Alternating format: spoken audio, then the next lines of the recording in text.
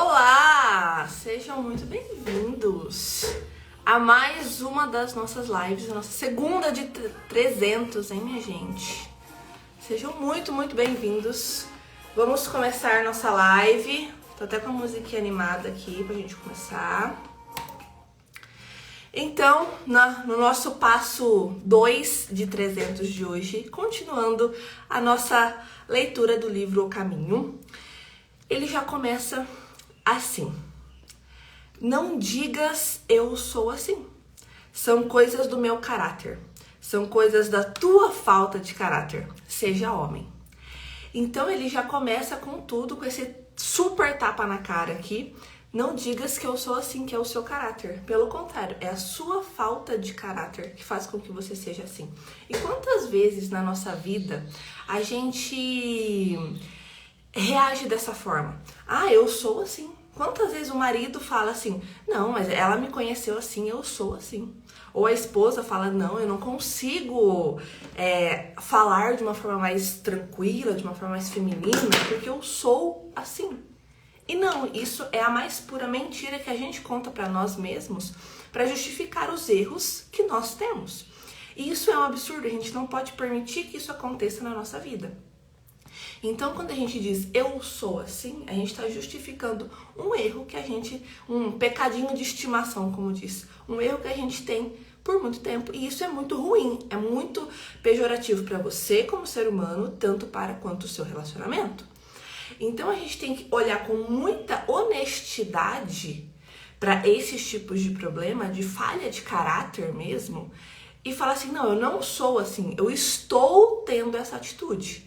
Mas eu não sou essa atitude, eu não sou o meu erro, eu estou errando. Tem uma diferença muito grande entre estar e ser, né? Então é você realmente olhar para isso com seriedade e falar assim: eu estou negligenciando o meu casamento, eu estou não tratando tão bem a minha esposa, não tratando tão bem o meu marido. O que eu posso melhorar aqui? E você entender que você não é uma pedra, né? Porque pedras são assim, elas não se movem, elas não se transformam ali no sentido da essência. A gente não, né? Nós, como seres humanos, como racionais que somos, como os detentores do espírito que temos, a gente tem toda a capacidade de olhar para um problema que nós temos e melhorá-lo profundamente e transformar esse problema profundamente. Então é você olhar com seriedade e maturidade para isso e falar assim: epa, eu preciso melhorar nisso aqui. Eu preciso melhorar meu casamento naquela área. Eu preciso melhorar a minha vida naquela área. E você, com muita seriedade, transforma isso. Porque nós não somos assim. Nós estamos assim. Ah, Larissa, mas eu não consigo melhorar aquele problema que eu tenho. Então busca ajuda.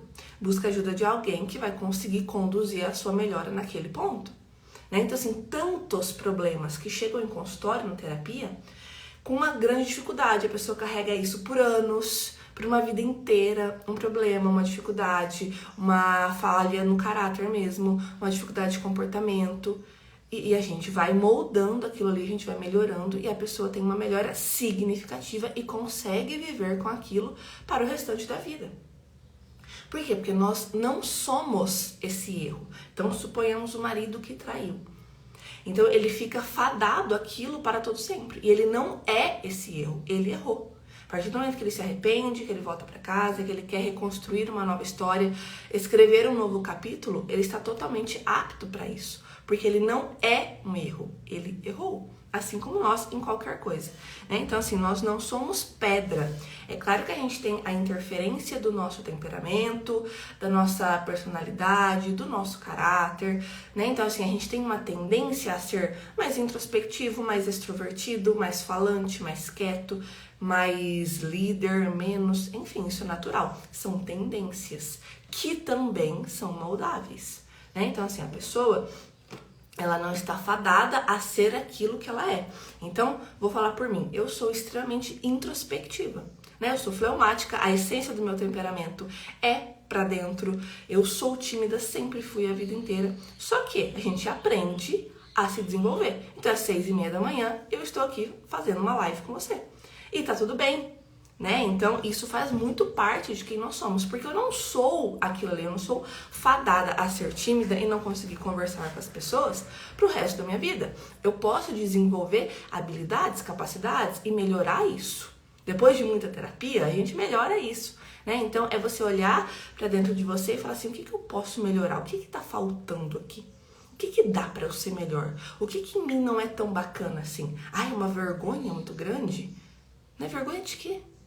Então, assim, a gente entende o que dá pra ser melhorado e segue firme. Não somos pedra e não somos o nosso erro.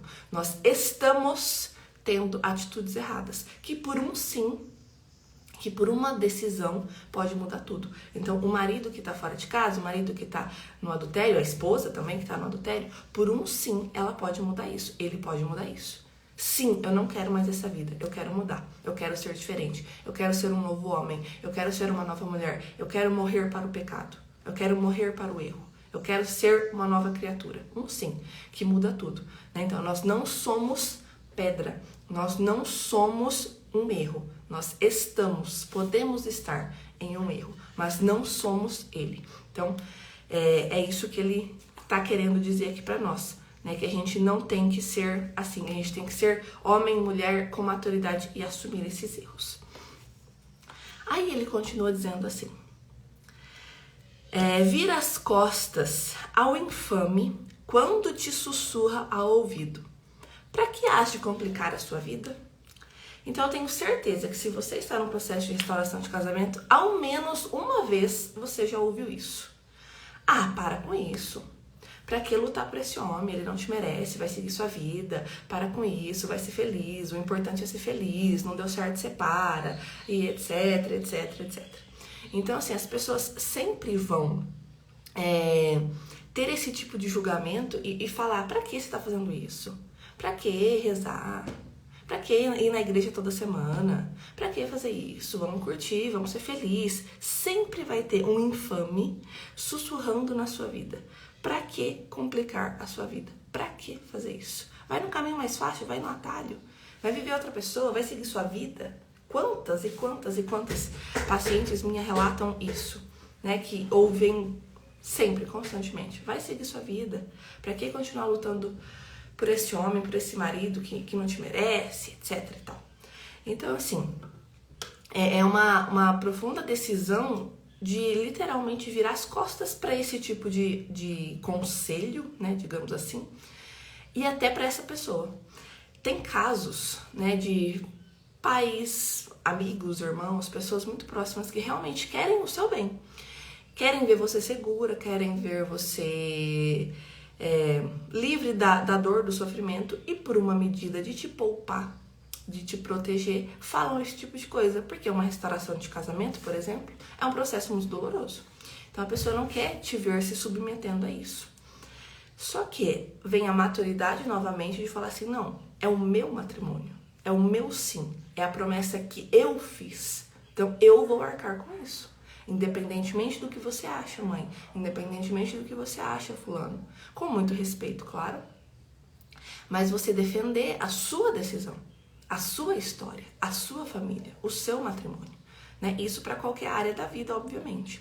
Então tem pessoas que de fato nós temos que nos afastar, porque essa pessoa não está mais somando, essa pessoa não está mais em equilíbrio com o que a gente busca, essa pessoa, um amigo da infância, um colega, enfim, alguém que de fato a gente possa cortar esse laço, se não faz mais sentido. Então, se é uma amiga solteira que quer te levar pra balada enquanto você quer restaurar seu casamento, não faz sentido, é fora de contexto. Você tá indo pra direção da direita ali, buscando a restauração do seu casamento. E outra pessoa tá te chamando pra ir pra balada, pra ter uma vida de solteira, pra conhecer pessoas novas, se relacionar com outras pessoas. É fora de contexto.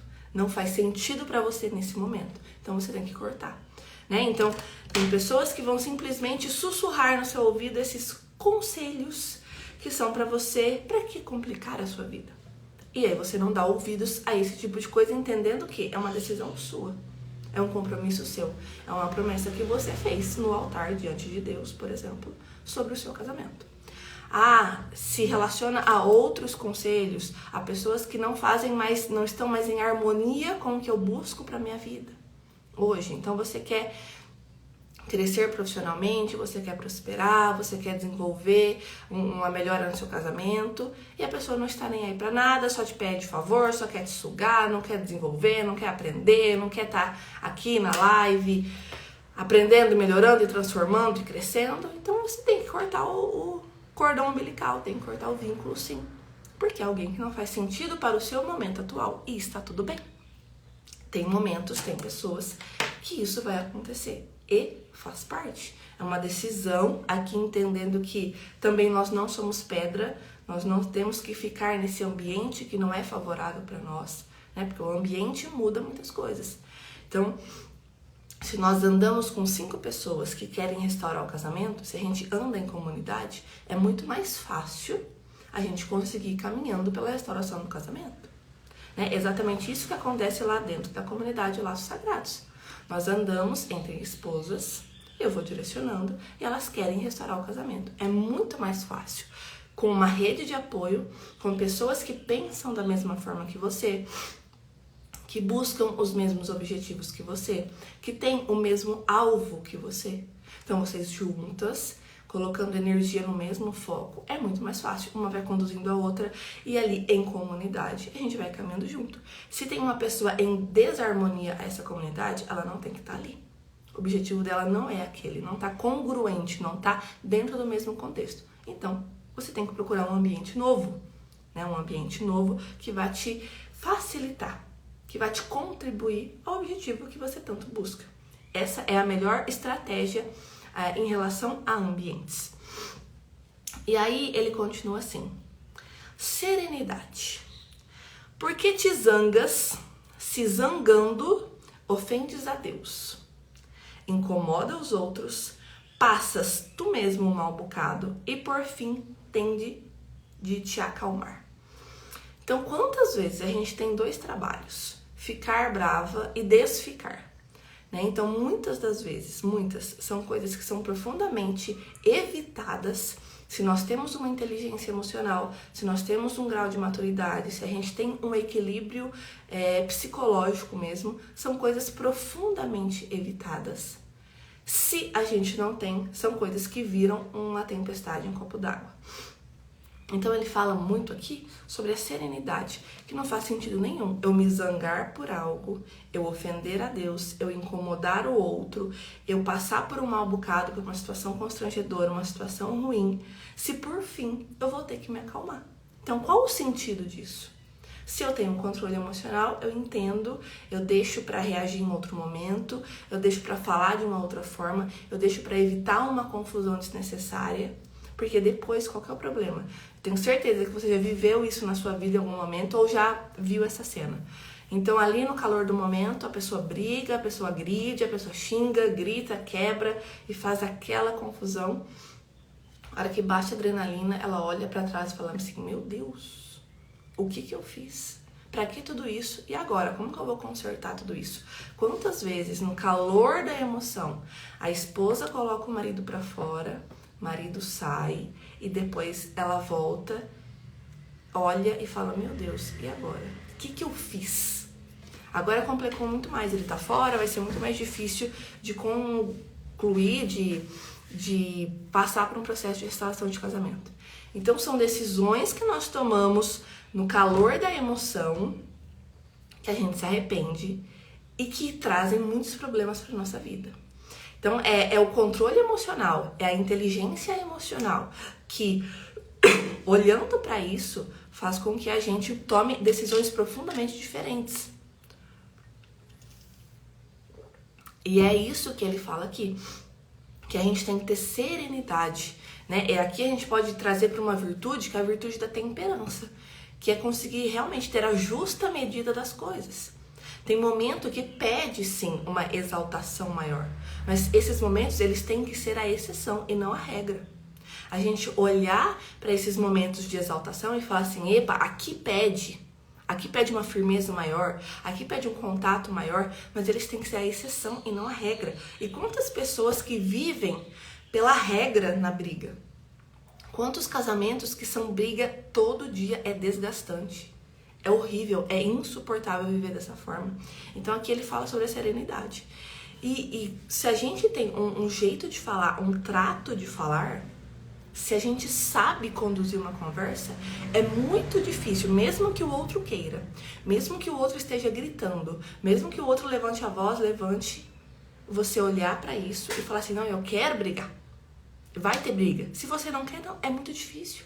Ontem mesmo uma paciente estava me contando que foi numa conversa com o marido, ela muito calma, ela muito tranquila, e ele exaltado, e eles estavam sentados, e ele levantou, e ele começou a dar de dedo, falar alto, e ela muito tranquila, muito serena, falou assim, ei, calma, nós só estamos conversando, como que a gente vai resolver esse problema? Senta, não precisa alterar o tom de voz, não precisa você se levantar, calma, eu tô aqui pra gente resolver. E ele constrangido com aquela calmaria dela, e ele ficava bravo, só que não tinha a energia suficiente para ele se manter bravo. Ela muito calma, ela muito tranquila, resolveu. Passou aquela braveza toda dele, eles resolveram, saíram com um plano de ação, saíram bem e resolveram aquela questão. Se ela também entra na mesma energia dele e grita e fala alto e levanta, o que poderia ter resultado e saído de uma conversa como essa? Né? Muitas vezes extremamente nocivo, evolui para agressões verbais, físicas, enfim, coisas muito pejorativas. Então, se o outro está mais calmo, se a gente tem essa serenidade, essa maturidade, esse controle emocional, é muito difícil sair numa situação que você não espera, sair uma briga que você não estava esperando, sair uma situação extremamente ruim para você. Se você tem essa calmaria, esse controle, essa serenidade, a gente contagia o outro. Constrange o outro com essa calmaria, ele baixa a bola, assim como esse marido. Ao passo que, quando a gente se zanga, então dificilmente alguém tá zangado, alguém tá bravo e alguém não vai reclamar. Muito difícil. Então, esse estado emocional de braveza, de agressividade, sempre acompanha uma reclamação, sempre. Então, o que já é muito ruim, que é péssimo, a reclamação é a pior das coisas que a gente pode fazer na vida. Então, a pessoa fica naquele estado ruim, aquela nuvenzinha negra em cima da cabeça, murmurando, reclamando, brigando, nada dá certo, tudo começa a fluir o oposto que ela esperava e é uma bola de neve. Então, ela vai incomodando os outros, ela incomoda a si mesma, sem falar que a pessoa que reclama, ela é contagiosa. É a laranjinha podre dentro do saco que vai estragando todas as outras. Então, que você não seja a laranjinha podre. Que você não reclame. Que você não se zangue. Que você tenha serenidade mesmo diante de uma briga. Assim como eu acabei de dizer, de contar esse exemplo. Que você tenha essa serenidade, esse controle emocional, essa maturidade para resolver os seus problemas de uma forma sábia, de uma forma inteligente. Então, esse assunto de saber falar é uma coisa que eu bato muito nessa tecla, tanto com as pacientes, tanto lá dentro dos laços sagrados da comunidade, porque é algo que a mulher tem que saber. A mulher, ela já tem isso natural, da sabedoria feminina, o jeito de conduzir uma conversa muito melhor do que o homem. É nato de nós mulheres, está dentro de nós. A questão é que muitas vezes o feminino está tão desconcertado, está tão desalinhado, que a mulher perde essa habilidade e deixa de ser algo natural. E ela não consegue fazer isso automaticamente. Mas está dentro de nós. Então é você fazer uma profunda análise das suas últimas discussões, seja com o marido, com os filhos, no trabalho, com os pais, não importa. Onde ali você errou a mão? Onde poderia ter sido diferente? Em que briga poderia não ter chegado ao ponto que chegou se você tivesse sido serena, se você tivesse sido mais calma? É claro que também depende do outro, óbvio, né? Mas se você tem essa tranquilidade, muda totalmente.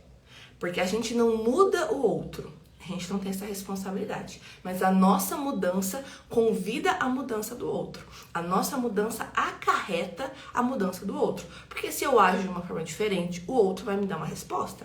É um processo natural, mecânico, né? Então, é você olhar com essa serenidade para as discussões do dia a dia, para as coisas do dia a dia e você falar e ver que dá pra agir diferente, né? Então, assim, por exemplo, trânsito. Quantas pessoas perdem a vida em brigas de trânsito, porque não são serenas. Porque começam a buzinar, a xingar, e nisso o cara tá armado, e nisso o cara dá um tiro, e a pessoa perdeu a vida por uma fechada no trânsito. Por uma seta não dada, por uma coisa boba. Que a serenidade teria evitado esse problema. Então a gente aplica isso em todas as áreas da vida. Serenidade. Né? Então, é isso aí. Aí ele continua aqui. Isso mesmo que disseste. Dize em outro tom, sem ira, e ganhará força o teu raciocínio. E, sobretudo, não ofenderás a Deus. Né? Então, aqui volta a questão da sabedoria feminina. Eu tenho diversas formas de dizer a mesma coisa. Diversas maneiras de dizer a mesma coisa. Em um tom agressivo ou em um tom tranquilo. Exemplo. Esse exemplo eu dou em quase toda a aula.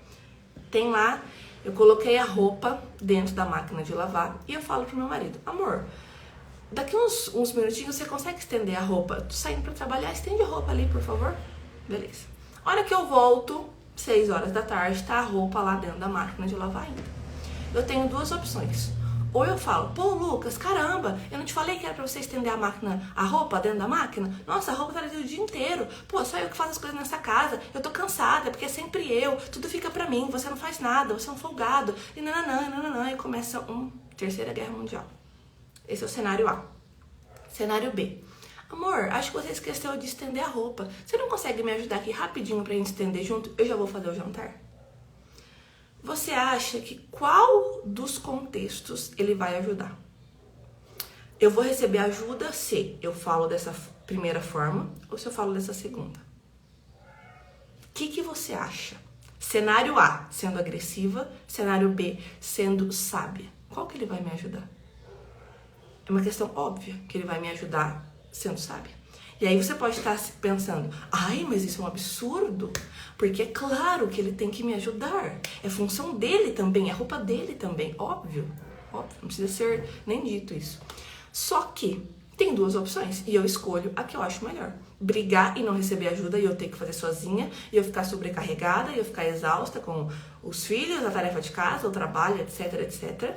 Ou eu saber conversar, pedir ajuda e ter ajuda e não ficar sobrecarregada e automaticamente ele começar a fazer isso sozinho sem sequer eu ter que pedir. É uma questão puramente de decisão. O que você quer fazer? Bater de frente sempre impondo coisas onde o homem não vai fazer, porque o homem não opera sobre imposição. Não vai fazer. Você vai bater de frente, você vai gritar, você vai dar de dedo na cara. Ele não vai fazer. Você vai ficar exausta, você vai ficar sobrecarregada, você vai ficar cansada. Você não vai ter paz. É uma decisão. Você pode escolher por esse caminho. E a maioria hoje, erroneamente, escolhe esse caminho. Ou você tem um caminho de saber falar, de saber conduzir, de pedir ajuda, de agradecer, de se permitir ser cuidada, onde ele vai te ajudar. E ele vai querer cuidar de você. Imposição não funciona. Pedir ajuda funciona. É uma decisão sua. Qual que você acha melhor? Ah, não, eu não baixo a cabeça para homem. Eu não vou fazer isso. Ok, você vai fazer sozinha, vai ficar exausta. Ah, eu quero que ele me ajude sim. Então peça. Então saiba falar. Se você impor, ele não vai fazer. Você tem que saber pedir. Você tem que saber conversar. Sabedoria feminina, clássico. Né? Então, e ele diz aqui, se você usa outro tom sem ira, você vai ganhar o seu raciocínio. Ponto. Aí ele continua pra gente fechar. Não repreendas quando sentes a indignação pela falta cometida. Espera pelo dia seguinte ou mais tempo ainda.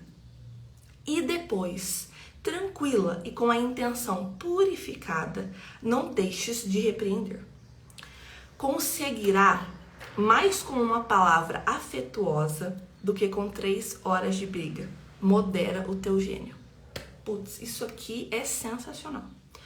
Conseguirás mais com uma palavra afetuosa do que com 3 horas de briga. Modera o teu gênio. Isso aqui, se você não tá vivendo isso no seu relacionamento, eu tenho certeza que você conhece várias pessoas que vivem isso. Então você conseguirá mais com uma palavra afetuosa do que com 3 horas de briga. Sempre. Isso aqui é batata, funciona em todos os casos. Só que a mulher pela ausência da sabedoria, por não querer se curvar, por não querer saber falar, por não conseguir mais, por estar tão acostumada a agir dessa forma agressiva, grosseira. Ela prefere as 3 horas de briga, que são ineficientes, que não funcionam, impondo algo, do que uma palavra afetuosa, do que um sorriso, do que um gesto de carinho.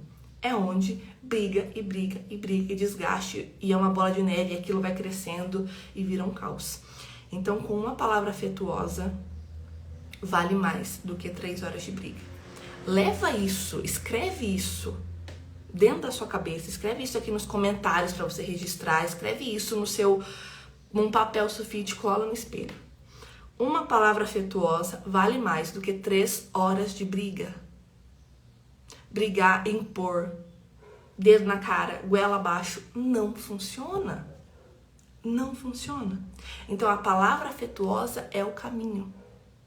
A palavra afetuosa é o caminho. Só que muitas pessoas não estão preparadas para essa conversa. E insistem nas 3 horas de briga. Que não funciona. Que levam um casal ao divórcio, que levam a pessoa a perder uma boa oportunidade de emprego, que levam a pessoa a não ter uma boa relação com os filhos, com os amigos, com os familiares, porque não tem uma palavra afetuosa para com eles. Então, pensa muito bem nisso aqui, com carinho. A palavra afetuosa vale mais do que 3 horas de briga. E pra gente concluir, para você seguir bem o seu dia, tem uma experiência. Todo dia eu vou trazer uma experiência prática para você colocar em ação, porque só ouvir isso aqui não funciona. É bom, lógico, mas a experiência é o que vai ajudar você a viver, a modificar, a transformar. A daqui 300 dias ser uma nova pessoa e viver o melhor ano da sua vida. Então a experiência de hoje é você hoje não reclamar de nada.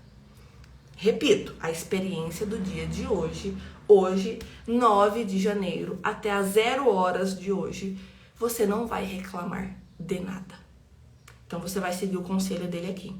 Não repreender quando sentir a indignação, esperar o dia seguinte e tranquila, com serenidade, com a palavra afetuosa, você conversar sobre o problema que aconteceu hoje.